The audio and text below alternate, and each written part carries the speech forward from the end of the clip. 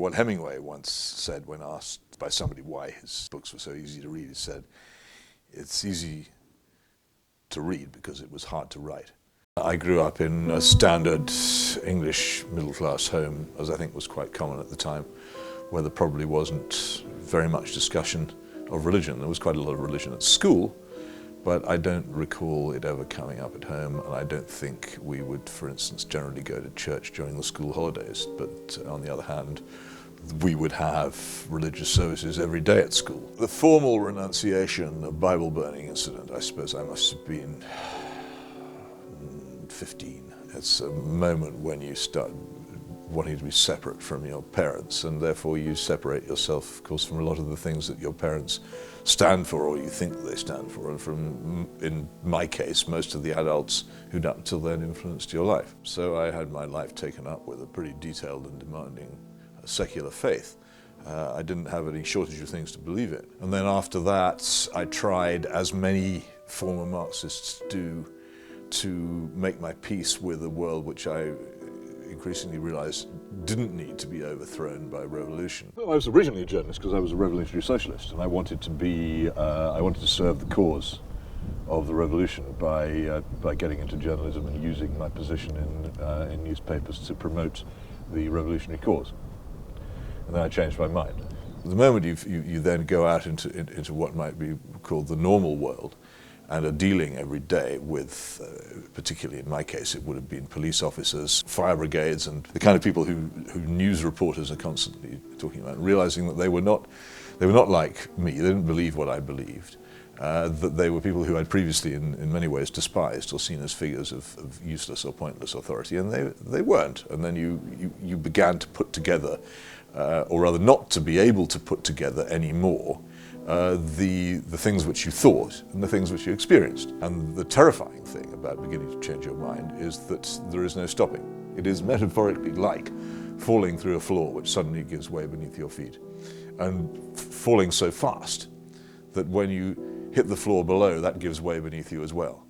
And huge numbers of things which you'd not questioned and not thought to be open to question suddenly become questionable. This is some hideous symbol of Mother India, somewhere outside Bombay. The people behind me are bathing in the Ganges, guys in downtown Havana. If it weren't for the sunshine and the rum, I think they'd all go mad. Uzbekistan, one of the new dictatorships which has sprung up since the Soviet Union. This is the Islamic University of Deoband. This is Moscow. This is the new rebuilt Cathedral of Christ the Saviour. That's me in the Shwedagon Pagoda. That's some British troops just outside the Green Zone in Baghdad. A defaced Saddam Hussein.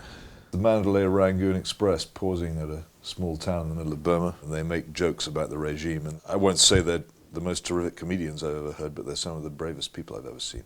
Being a conservative journalist has many joys. Not least you can write things other people can't write and won't write. You can get closer to the truth because conservatives do.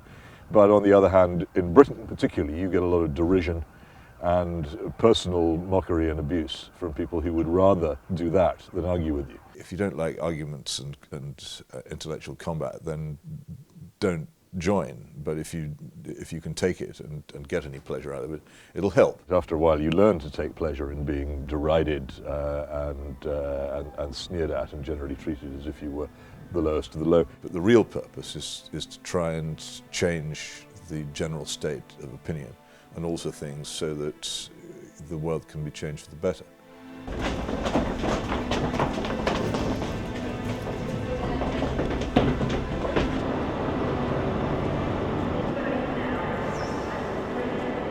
I think it's important to say that atheism led me to faith because so many people view atheism as the final station on the railroad. That you arrive there, that you've been through everything else, that the argument is finished, and that you have permanently rejected something which is restricted really to the childhood of mankind. You can actually see from where I sit that far from being the end of the argument, it's the beginning of the argument. The story goes like this. There we were, a good lunch inside us, my then girlfriend, now my wife, and I wandering around the lovely town of Beaune in the middle of Burgundy in France. Looked at the guidebook and it recommended particularly a work of art. Went to look at it thinking, oh, another religious painting. And it was a painting of the Last Judgment by a man called Roger van der Weyden. And to my astonishment, the layers of time and distance which normally lie over old paintings were stripped away because the people in it were actually people just like me and the people I knew. And the shock of seeing this plunged me into a whole train of thought from which I have yet to escape. That is to say, the realization of something that I'd always been taught and had for many years rejected, that I might myself be judged. I lived in the dying years of the Soviet Union in Moscow. I traveled extensively in the regions run by communism. I saw it, and I know how very, very hostile it was to religion and why it was. And one of the things I want to communicate to people is how that hostility is now being reforged by new atheists who in many cases have no idea of the forces they're trying to summon out of the ground and very little idea of the dangers of what they're doing. If you drive God out of the world, then you create a howling wilderness. There is, as it were, a Hitchens brand. Brothers are brothers. You got them whether you want to have them or not. My poor father tried to get us to sign a peace treaty. This book has come about because my brother wrote a book attacking God and Christianity and religion in general. There is an argument to be had. There are things that he says that are wrong. If he wants to write about Henry Kissinger, then that's fine by me. I don't know or actually care very much about Henry Kissinger, but he doesn't know any more about God than I do. Thinking what I think and believing what I believe, that I would hope that my brother would change his mind. I make very limited claims for myself. I travel the world. I try and keep up with events. If somebody says, have you read such and such? And I haven't, I'll say, no, I haven't read it. I would think that most educated atheists are much more likely to be suddenly ambushed in the heart by poetry than they ever are likely to be converted by reasoned argument. A lot of what is conveyed by Christianity has to be conveyed in this form because words, even the most beautiful words, can't fully convey it. The arts, which have always had most effect on me, these things are immensely potent. I think that if people are exposed to them, then they may find that the still small voice is audible.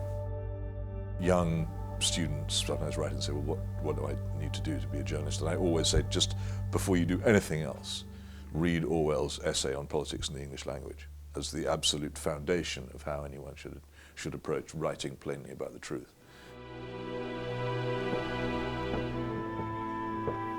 This country ceased to be truly Christian in terms of people genuinely, consciously, and in an educated way believing in the Christian faith after the First World War.